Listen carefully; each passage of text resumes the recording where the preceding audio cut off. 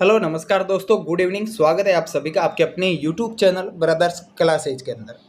तो देखिएगा साथियों, आईआरबी जीडी कांस्टेबल वैकेंसी के बारे में बात करेंगे, जिसकी पोस्टें हैं वो आपके 17,000 पदों के ऊपर ये वैकेंसी हैं वो आपके आने वाली हैं। तो इस वैकेंसी के बारे में संपूर्ण जानकारी है वो इसके बारे में देखेंगे कि कितने पदों पर ये वैकेंसी आएगी, आपके 17,000 से अधिक पोस्टें आएंगी या 17,000 से कम आएगी, और कब तक हैं वो ये वैकेंसी के फॉर्म चालू होंगे। तो देखिएगा संपूर्ण जानकारी देखते हैं वीडियो के अंतर्गत। वीडियो की शुरुआत करने से पहले आपसे निवेदन है, यदि चैनल पर पहली बार विजिट कर रहे हैं तो चैनल को सब्सक्राइब कर ले और बेल आइकन प्रेस कर ले, ताकि हर वैकेंसी की अपडेट है वो आपको समय समय पर मिलती रहे। तो देखिएगा साथियों, IRB constable GD requirement 2023 Indian reserve battalion द्वारा जल्द ही देश भर के 10वीं और 12वीं पास अभ्यर्थियों के लिए कांस्टेबल जीडी के 17,000 से ज़्यादा पदों पर वैकेंसी है वो आपके जारी करने की संभावना है इसके अंदर। अब इसके बारे में बात करेंगे, कब जो है इसकी संपूर्ण जानकारी है वो देखते हैं। जो आपके इंडियन रिजर्व बटालियन है इसके कुल हैं वो 17,000 पद हैं। 17,000 पदों के ऊपर ये आपकी वैकेंसी आएगी। 17,000 पद हैं वो इसके अंतर्गत अभी दिए गए हैं टोटल। अब है पदों की संख्या है वो आपके बढ़ भी सकती है, ज़्यादा नहीं, आपके या तो 18,000 पद होंगे या 19,000 पद हैं वो इसके अंतर्गत होंगे। राष्ट्रीय स्तर पर ये है वो एग्ज़ाम कराया जाएगा, जो ऑनलाइन मोड है उसमें आवेदन प्रक्रिया कर सकते हैं ऑनलाइन मोड के थ्रू, ऑफलाइन थ्रू को नहीं है। और इसमें सैलरी की बात करें तो 21,700 से 69,000 रुपये इसकी सैलरी रखी गई।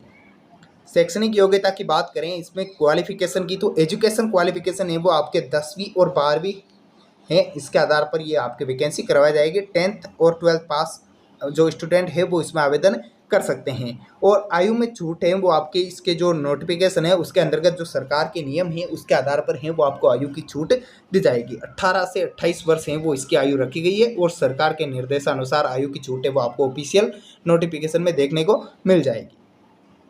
आगे बात करें इसमें पोस्टों का जो डिवाइडेशन है वो किस प्रकार किया गया है, तो देखिएगा जम्मू एंड कश्मीर के अंतर्गत है वो आपकी 5,000 पोस्टों के ऊपर किया गया है।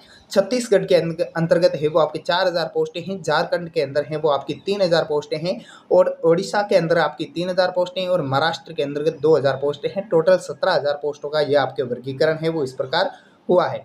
तो 17,000 पोस्टों का वर्गीकरण है वो आपको बता दिया है। इस प्रकार ये आपका वर्गीकरण होने की संभावना है। इसमें पीईटी और पीएसटी टेस्ट की बात करें तो जो फीमेल कैंडिडेट्स है और मेल कैंडिडेट्स है दोनों के लिए अलग अलग क्राइटेरिया है। तो हाइट की बात करते हैं मेल कैंडिडेट्स के लिए तो 170 सेंटीमीटर है वो मेल कैंडिडेट्स के लिए होनी चाहिए, और फीमेल कैंडिडेट्स हैं उसके लिए 157 सेंटीमीटर होनी चाहिए। चेस्ट की बात करें, सीना है वो आपका कितना होना चाहिए, तो मेल कैंडिडेट्स है उनके लिए 80 सेंटीमीटर है वो आपका सीना होना चाहिए, और 5 सेंटीमीटर का इसके अंतर्गत एक्सपेंशन होना चाहिए, मतलब फुला होना चाहिए 5 सेंटीमीटर का। यदि आपके 85 सीना है और एक्सपेंशन नहीं है तो आप उसमें एलिजिबल नहीं है, और फीमेल कैंडिडेट्स के लिए ये है आपके सीना की नहीं रखा गया है। अब बात करते हैं इसमें रनिंग की, तो रनिंग मेल कैंडिडेट्स के लिए है वो 5 किलोमीटर है, और फीमेल कैंडिडेट्स के लिए हैं वो 1.16 किलोमीटर रखी गई हैं। मेल कैंडिडेट्स के लिए 5 किलोमीटर हैं वो 24 मिनट के अंतर्गत हैं वो क्लियर करनी होगी, और फीमेल कैंडिडेट को 8.5 मिनट के अंदर है वो रनिंग क्लियर करनी होगी।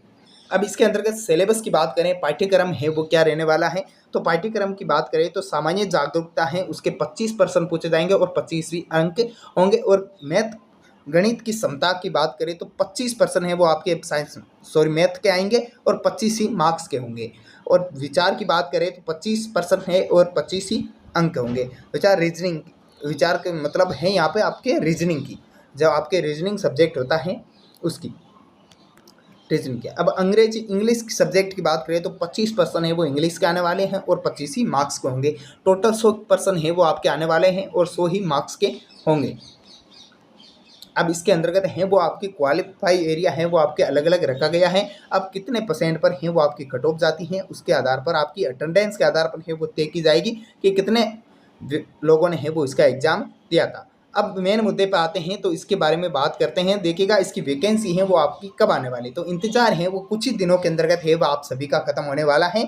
जैसे ही वैकेंसी की अपडेट आएगी, देखिएगा अनुमान संभावना है कि 15 अगस्त के बाद में है ये वैकेंसी आने की संभावना है। जो भी नई वैकेंसी आने की संभावना है वो आपके 15 अगस्त के बाद में आने की संभावना है। 15 से 20 अगस्त के बीच में है वो इसका नोटिफिकेशन है वो आपको देखने को मिल जाएगा, और आईआरबी की ऑफिशियल साइट है वहाँ पर भी आप चेक करते रहेगा।